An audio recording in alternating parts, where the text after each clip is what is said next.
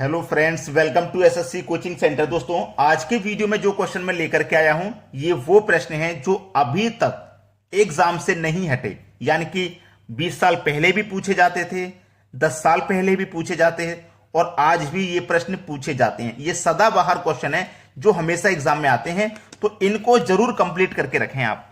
चलिए स्टार्ट करते हैं। पहला सवाल है, किसी गांव की जनसंख्या 5% घट जाती है।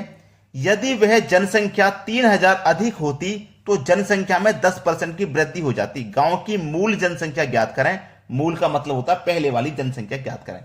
देखिए, सबसे पहले मैं आपको बता दूं कि गांव की जो भी जनसंख्या होगी वो अपने आप में 100% होगी और 100% में से क्या हो जाता है, 5% घट जाती है। तो 100% में से 5% घट जाएगी तो 95% बचेगी, है ना। और 10% की वृद्धि होगी, जनसंख्या में 10% की वृद्धि होगी। यानी कि 100% में अगर 10% की वृद्धि होगी तो 110% ये हो जाएगी। अब ये 10% की वृद्धि जब होती है ना, तो 3000 अधिक होती है जनसंख्या। जनसंख्या कितनी होती है? 3000 अधिक होती है। जनसंख्या में 10% की वृद्धि हो जाती है। तो पहले देखो, जनसंख्या 95% थी, अब 110% है। तो परसेंट में कितने की वृद्धि हो रही है? 95 से 110 हो रहा है, परसेंट में 15% की वृद्धि हो रही है ना। और जनसंख्या में कितने की वृद्धि हो रही है? 3000 की वृद्धि हो रही है। देखिए 3000 की, है ना, 3000 की वृद्धि।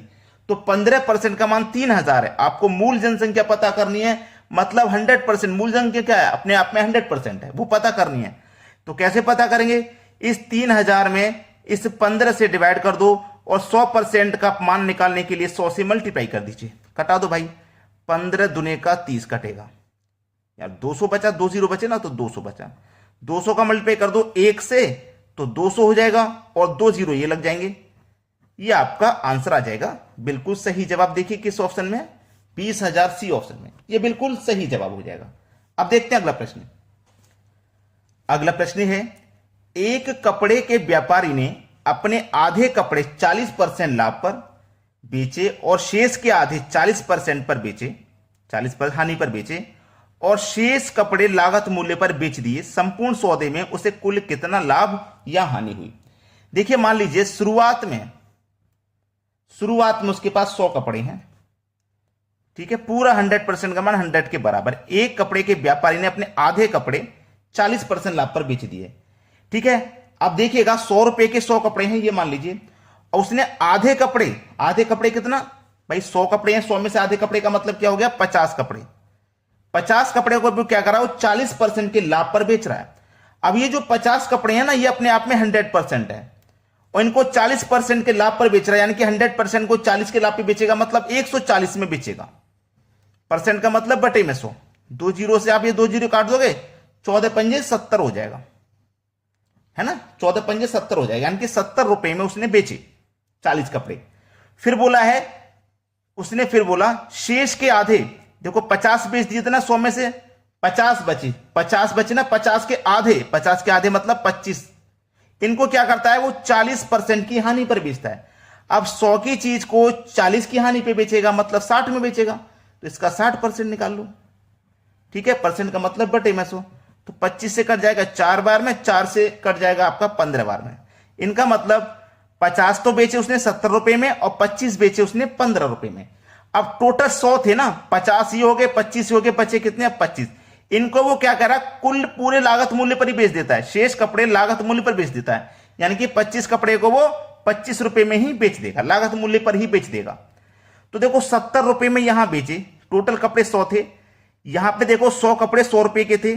अब कितने कितने रुपए में बेचे? ये 50 कपड़े 70 रुपए के, ये 25 कपड़े 15 रुपए के और ये 25 कपड़े 25 रुपए के। तो टोटल कितना रुपया हो गया? जोड़ लो, 70 और 25, 70 और 25 को जोड़ेंगे 95, 95 जोड़ेंगे 15, 110 हो जाएगा। पहले 100 था, अब सबको जोड़ के कितना हो गया? 110। तो 100 से हम 110 में बेच रहे हैं, मतलब 10% का लाभ हो रहा है भाई। क्या हो रहा है? 10% का लाभ हो रहा है। सीधा सीधा प्रश्न कह रहा है, सी ऑप्शन सही जवाब है। अब देखेंगे अगला सवाल। अगला प्रश्न है, ए तथा बी किसी कार्य को 12 तथा 18 दिन में कर सकते हैं। ए 12 दिन में, बी 18 दिन में कर सकता है, ठीक है, कर सकते हैं। ए कार्य को आरंभ करता है तथा उसके बाद वे बारी बारी से एक एक दिन कार्य करते हैं। कार्य कितने दिन में पूरा होगा? पहले तो कार्य पता कर लें कितना कार्य है। कार्य पता करने का सबसे सरल तरीका है कि दोनों का एलसीएम ले लो।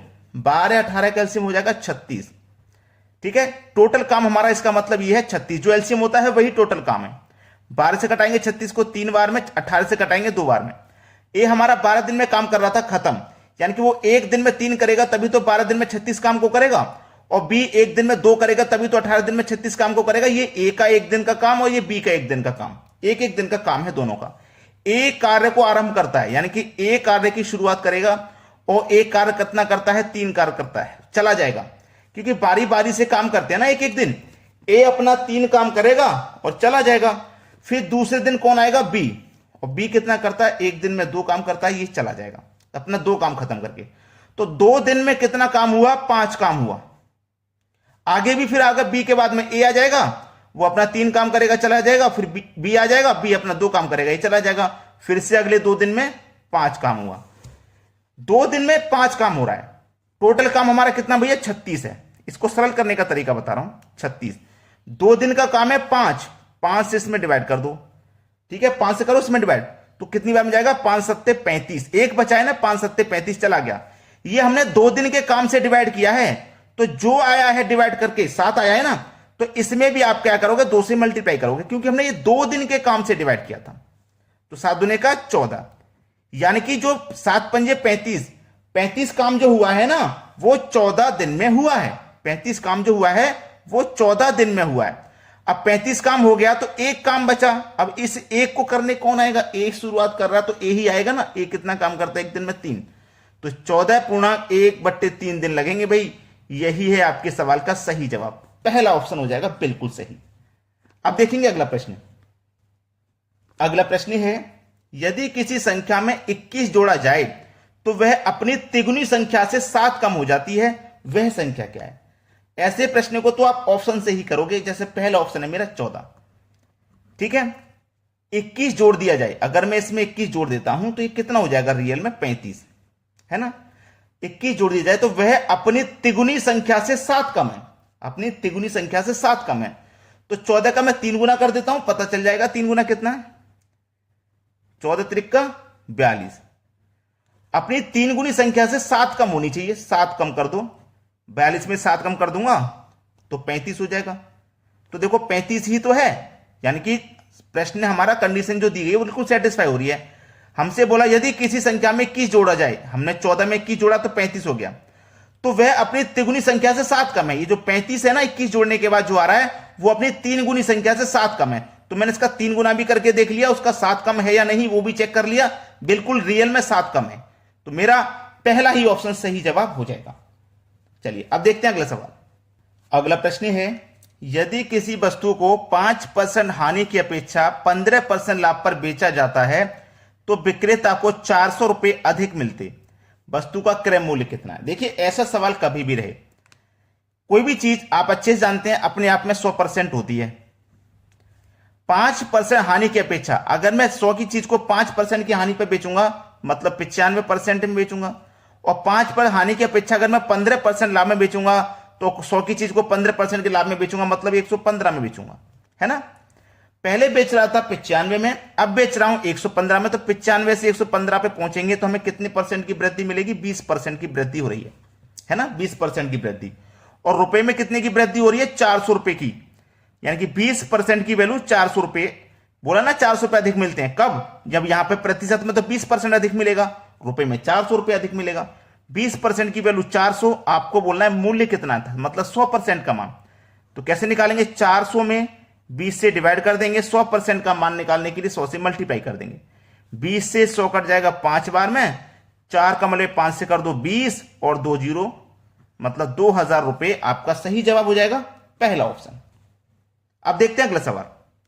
अगला प्रश्न है, 200 लीटर के एल्कोहल के घोल में 30% एल्कोहल है, घोल में कितना एल्कोहल और मिला दिया जाए ताकि एल्कोहल की मात्रा में 50% बन जाए?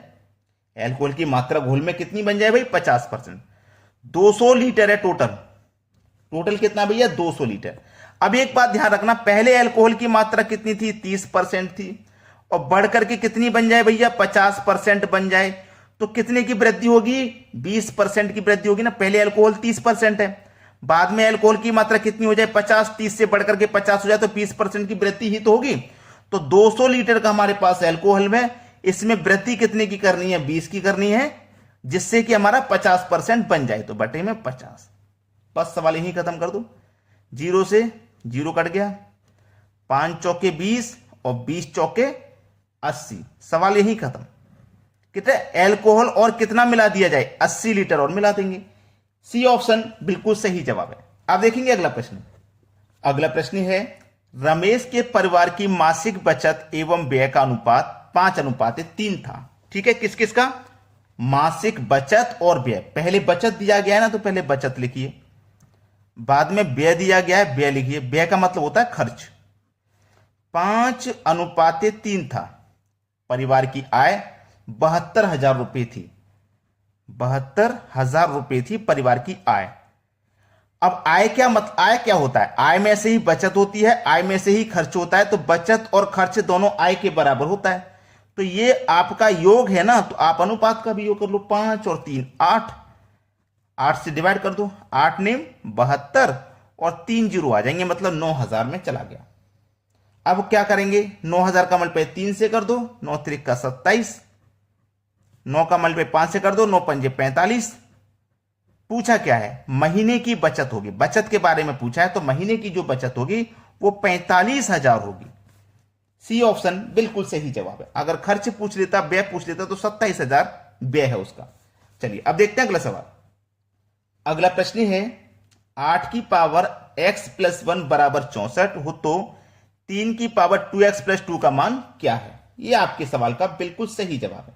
ठीक है, बिल्कुल सही आंसर आपको इसका बताना है। ठीक है, चाहता तो मैं ये प्रश्न आपको होमवर्क के लिए दे देता, लेकिन नहीं दे रहा, क्योंकि बहुत सारे बच्चे हैं जो नहीं कर पाएंगे। ठीक है, चलिए सीधा सीधा सवाल है। देखिए यहां पे जो 8 है ना, तो यहां पे भी अगर आप 8 बना लोगे, जैसे कि 8 की पावर x प्लस 1 बराबर, इसको क्या कर दोगे आप? 64 को लिख सकते हो 8 का स्क्वायर, लिख सकते हो कि नहीं? तो देखो बेस समान हो गया ना। जब बेस समान हो जाता है तो पावर भी समान हो जाती है, यानी कि x बराबर, देखना अब x बराबर, ये प्लस का 1 इधर आके माइनस का 1, तो 2 में से -1 हो जाएगा। तो x बराबर कितना निकल के आ गया? 1, यानी कि x का मान आपका 1 है। समझ में आया? बेस हमने समान कर लिया। अब मैं इसको लिखता x प्लस 1 बराबर 2। जब बेस समान तो पावर भी समान, तो x बराबर 2, ये माइनस का प्लस का 1 इधर आके माइनस का 1 हो जाएगा, तो 2 में से 1 गया 1। ऐसे ही तो किया है मैंने ये। ठीक है, अब हमें ये पता चल गया कि x का मान मेरा 1 है। x का मान मेरा कितना है? 1 है। चलिए x का मान 1 है। अब यहां पे x की जगह मैं 1 रख दूंगा, तो 1 का मल्टीप्लाई 2 से करूंगा तो 2 ही रहेगा, और 2 प्लस 2 4 हो जाएगा, मतलब 3 की पावर आपका 4 हो जाएगा। अब 3 की पावर 4 का मतलब 3 का 4 बार मल्टीप्लाई करना है। ठीक है, यही तो होता है इसका मतलब। तो 3 त्रिक का 9, 9 त्रिक का 27, 27 त्रिक का 81। तो आपके प्रश्न का जो सही जवाब हो जाएगा वो हो जाएगा 81, पहला ऑप्शन। अब मुझे मालूम है जिन्होंने लाइक नहीं किया बच्चों, बस एक लाइक का बटन दबा दीजिए और एक शेयर का बटन दबा दीजिए। ठीक है दोस्तों, धन्यवाद।